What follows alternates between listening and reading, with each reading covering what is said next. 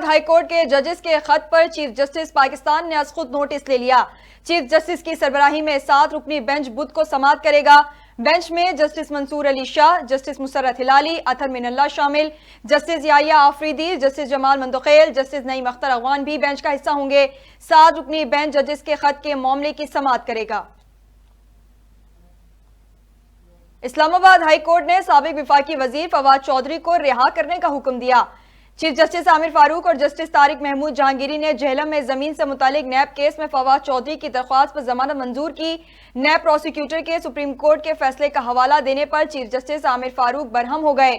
کہا supreme court کو چھوڑے، پہلے شواہد تو بتائیں۔ ملک بھر میں یوم شہادت حضرت علی رضی اللہ تعالیٰ عنہ آج عقیدت و احترام کے ساتھ منایا جا رہا ہے۔ مجالس عزا برپا اور ماتمی جلوس اپنی منزل کی جانب گامزن۔ اسلام آباد، راولپنڈی اور پشاور میں یوم علی کے جلوس اختتام پذیر۔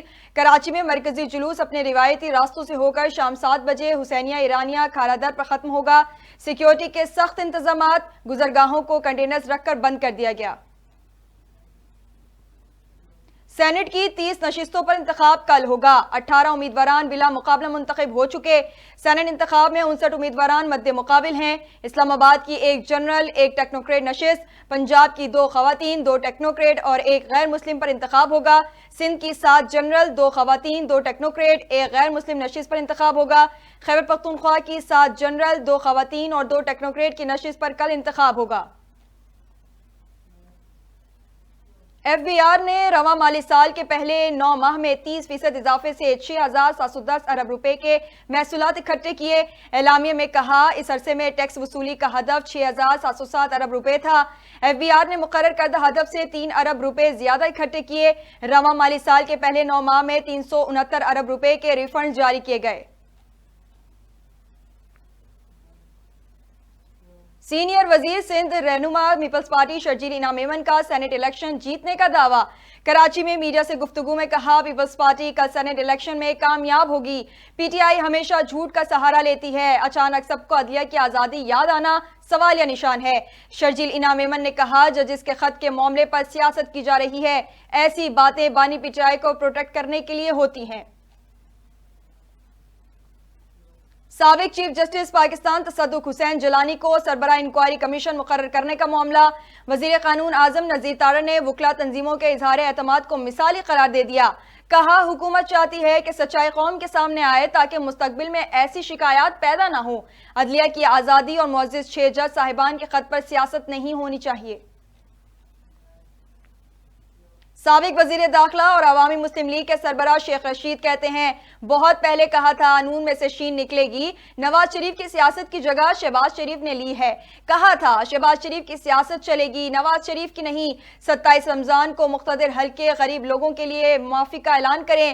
پاکستان کو آگے جانا چاہیے کیونکہ غریب کی حالت بہت خراب ہے۔ سندھ کے صوبائی وزیر ناصر حسین شاہ کہتے ہیں بلاول بھٹو زرداری کے ویژن اور پیپلز پارٹی کے منشور کو سامنے رکھ کر بجٹ کی تیاری کریں گے۔ 5 لاکھ گھروں میں سولر پینل دینے کے لیے پلان بنا رہے ہیں۔ مختلف سولر پارکس بنانے کا بھی پلان ہے۔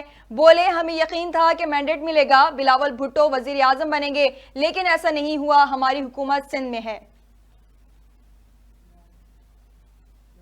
بجلی اور گیس کے بعد مہنگائی کے ستائے عوام پر عید سے قبل پیٹرول بم بھی گرا دیا گیا۔ پیٹرول کی فی لیٹر قیمت میں 9 روپے 66 پیسے کا بڑا اضافہ کر دیا۔ نئی قیمت 289 روپے 41 پیسے فی لیٹر ہو گئی۔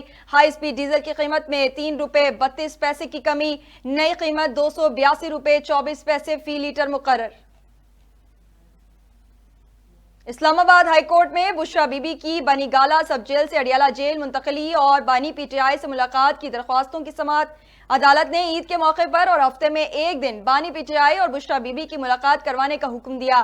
عدالت نے ریمارکس دیے حکومت کسی کی نجی پراپرٹی کا سب جیل کیسے قرار دے سکتی ہے، آئندہ سماعت پر دلائل طلب، کیس کی سماعت غیر معینہ مدت کے لیے ملتوی۔